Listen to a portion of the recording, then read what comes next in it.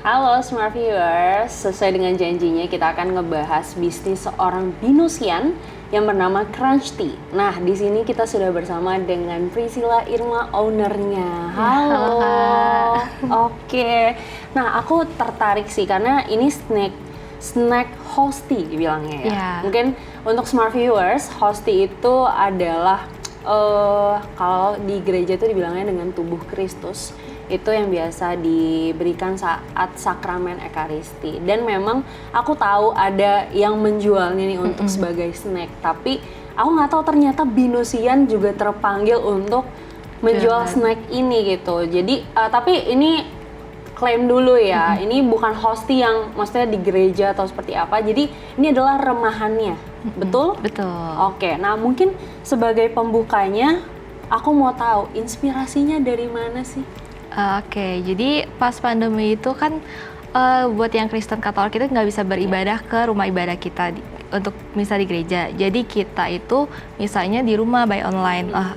Oleh karena itu dari pabrik Hosti sendiri produksinya itu menurun, sedangkan mereka tuh harus ada pegawai yang digaji juga gitu. Jadi aku ingat pas kecil itu aku tuh penasaran sama rasa Hosti karena kalau di Katolik tuh kan boleh makan Hosti itu pas kelas 4 SD. Jadi sebelum kelas 4 SD tuh penasaran. Jadi aku suka cicip-cicip dan itu aku suka gitu. Itu yang belum diberkatin ya. Nah, dari situ aku coba bikin inovasi gimana kalau orang yang memang nggak cuma orang Katolik atau Kristen itu yang mau coba Hosti itu mereka tuh bisa cobain juga gitu. Karena memang rasanya juga enak ya. Iya, jadi ya itu baik lagi tadi juga udah diklaim ya ini bukan Hosti yang diberkati, tapi ya memang ramahannya gitu dan memang diperjualbelikan. Dan memang enak sih menurut aku, maksudnya rasa yang originalnya aja yang belum dikasih perasa apapun itu apa ya, menurut aku ada sensasi yang kalau misalnya udah makan sekali makan lagi gitu. Oke, tadi udah dikasih tahu ya untuk inspirasinya seperti itu. Tapi aku mau tahu bagaimana pengembangan idenya ini sendiri, karena menurut aku untuk bisnis makanan aja tuh sebenarnya udah banyak ya pilihannya. Bahkan yang viral-viral, makanan yang viral-viral tuh banyak gitu. Nah, kenapa ini, dan maksudnya proses untuk kamu mendevelop produk ini tuh seperti apa? Terus ada mungkin kalau misalkan aku juga mau tahu pihak-pihak yang mungkin terlibat dalam proses penggodokan bisnis ini sendiri tuh siapa aja sih? Oke, jadi sebenarnya basically itu Hosti itu terbuat dari gandum sama air aja pertama. Itu bisa diklaim sebagai makanan yang sehat juga. Selain itu kita kan jualnya juga remahan, jadi kita mengurangi untuk waste food. Jadi makanan jadi tidak ada yang terbuang dari pabrik itu. Nah, untuk pengembangannya itu kan awalnya tuh Hosti itu cuman rasanya original aja Kak. Terus yang rasa pertama yang kita bikin itu yang ada rasanya itu rujak. Nah, di situ aku mikir kayak anak-anak kecil kan nggak suka rujak atau nggak suka pedes tuh, orang ada juga nggak suka pedes. Nah, dari situ tuh aku mulai developing rasanya tuh rasa coklat sama keju. Jadi di sini coklat untuk opsi yang mereka yang suka ada yang agak-agak pahitnya. Kalau yang keju yang ada gurih-gurihnya sedikit gitu. Oke, tapi kalau untuk flavornya berarti di 3 ini aja nih yang sedang ditampilkan atau ada rasa lain, matcha mungkin? Ya, jadi kita sebenarnya basically untuk di online itu ada 4 rasa. Jadi ada original, ada rujak, ada coklat, ada keju. Terus untuk kemarin kita habis event di LB Fest itu kita ngeluarin 2 rasa baru. Jadi ada rasa matcha sama rasa martabak. Iya.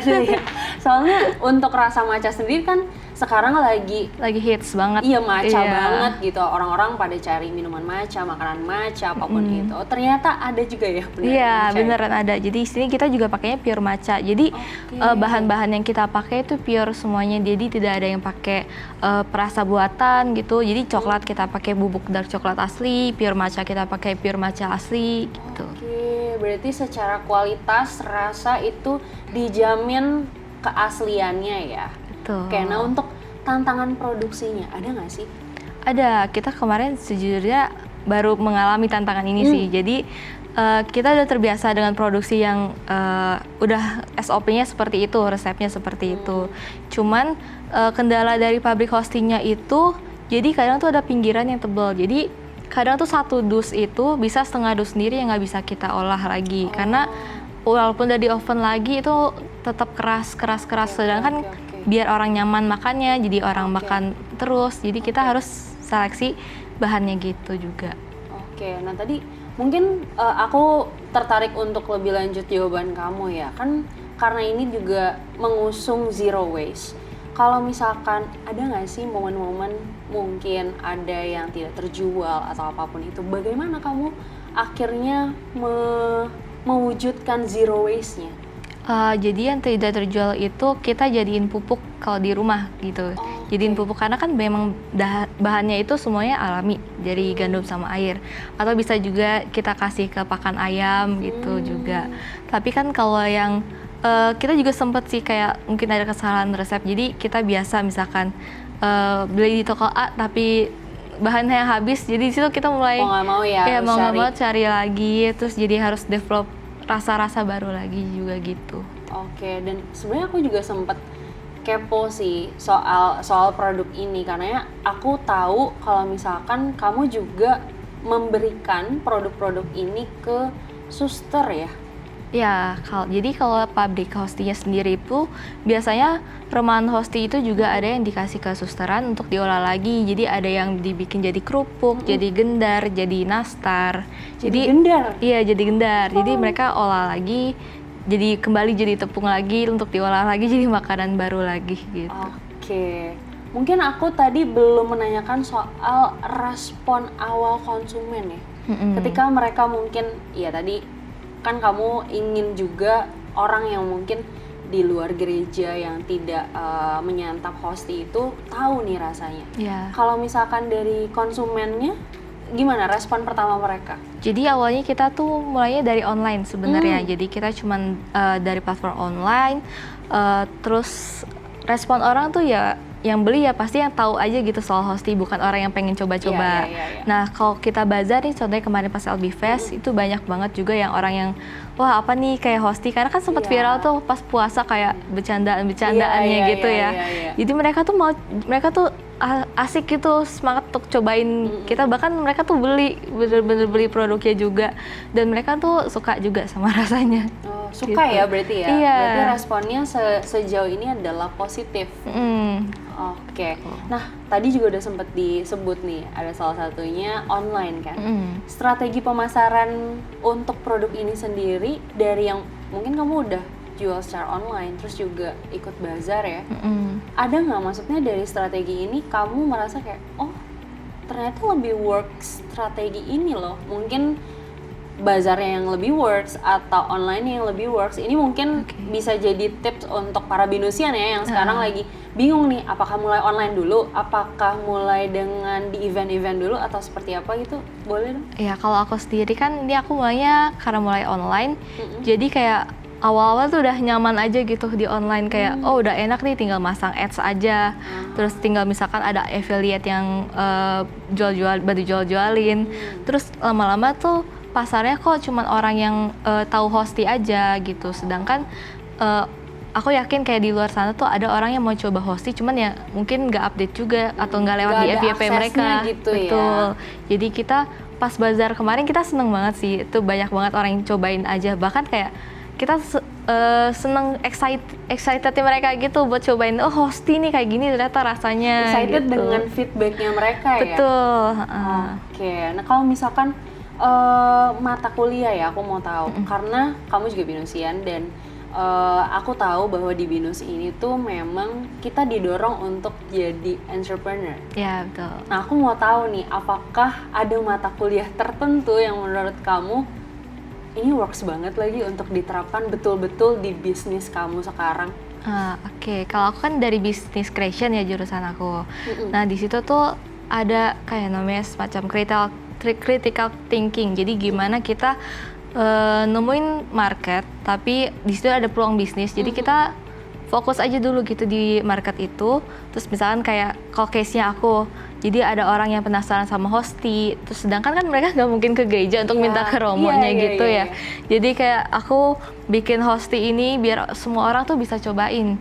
Jadi yang menarik itu juga ada sempat customer aku, dia punya anak berkebutuhan khusus. Dia bilang tuh Hosti itu salah satu, bahkan mungkin satu-satunya cemilan yang mudah mereka dapatkan untuk anak mereka konsumsi. Jadi anak berkebutuhan khusus itu kan makanan juga harus dijaga.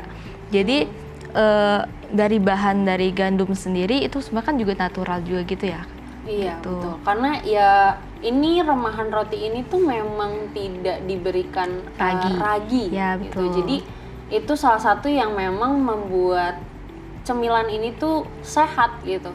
Ya walaupun memang maksudnya diberikan rasa ya, tapi balik lagi tadi aja udah dijelaskan, maksudnya produk perasa yang diberikan itu ya memang yang berkualitas dan maksudnya bisa dijamin gitu rasanya juga. Gitu. Tadi aku juga mau tahu nih untuk jangka panjangnya. Karena kan untuk bisnis ini pasti kamu mau berlanjut terus ya, dan mungkin ada sempat ngobrol-ngobrol sama dosen.